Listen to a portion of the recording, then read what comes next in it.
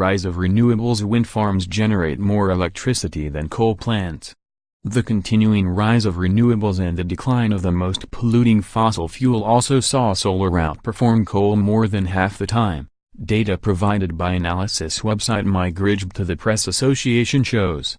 Overall, renewables provided more power than coal plants on 315 days in 2017, or more than 90% of the year, figures up to December 12 show, while coal was beaten by wind on 263 days and by solar on 180 days. Coal generation only exceeded solar on 10 days from the beginning of April to the end of August. In total, renewables generated more than 3 times the amount of electricity as coal over the year to December 12. The figures reflect a year in which a number of green records have been set for the power sector, including the first full day without any coal power on the system, new high levels of solar generation and tumbling prices for new offshore wind farms.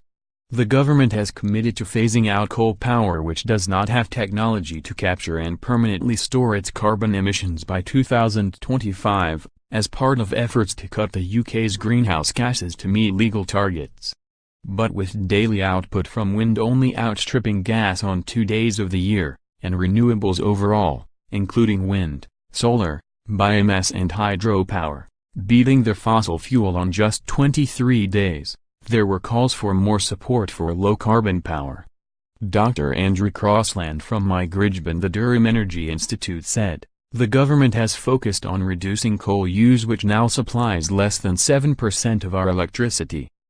However, if we continue to use gas at the rate that we do, then Britain will miss carbon targets and be dangerously exposed to supply and price risks in the international gas markets."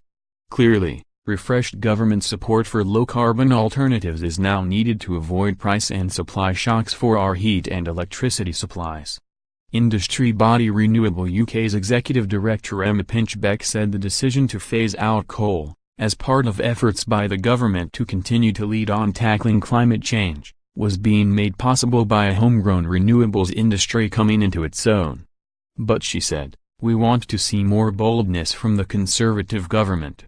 In 2018, the government should move to allow onshore wind, now the cheapest form of power for consumers, to be developed in parts of the UK where it is wanted, and agree an ambitious sector deal with the offshore wind industry. The new year could be the first in a golden age for UK renewables.